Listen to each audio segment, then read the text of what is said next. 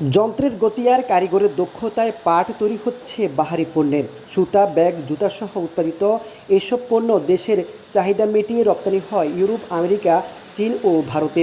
তবে পাটের কাঁচামাল সংকটে ধুঁকছে কুমিল্লার কারখানাগুলো। উৎপাদন নেমেছে অর্ধেকে। আছে দক্ষ শ্রমিক ও আর্থিক সংকটও।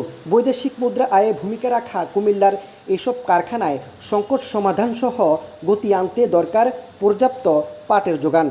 পাটের সংকট, পাটের দাম বেশি না, পর্যাপ্ত পাট পাচ্ছিলাম না আগে, তখন অর্ডার ছিল কিন্তু পাট না পাওয়ার কারণে সাময়িক বন্ধ ছিল আর কি।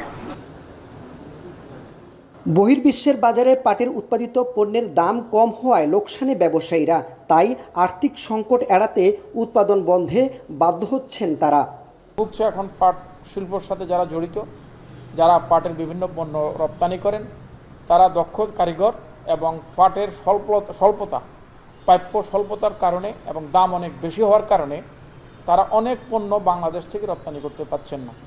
এর সাথে জড়িত হয়েছে বিদেশে পণ্যের দাম কম। এখন আমার কস্টিংয়ের সাথে যদি আমার সেলের প্রফিট না থাকে, তাহলে আমি কীভাবে উৎপাদন করব?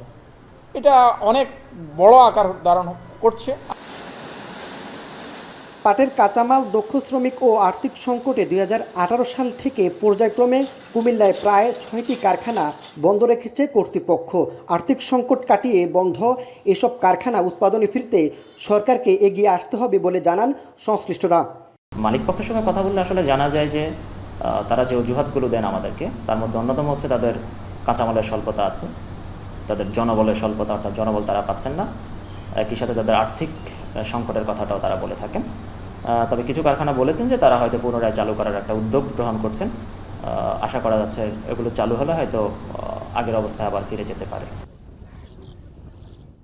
জেলা কৃষি বিভাগের তথ্য বলছে, কুমিল্লার 17 উপজেলায় গেল বছরের ব্যবধানে পাট চাষ কমেছে 212 হেক্টর জমিতে। গেল মৌসুমে জেলায় পাট চাষ হয়েছে 1022 হেক্টর জমিতে, আর চলতি মৌসুমে চাষ হয়েছে 810 হেক্টরে। মাসুদ আলম, এখন, কুমিল্লা।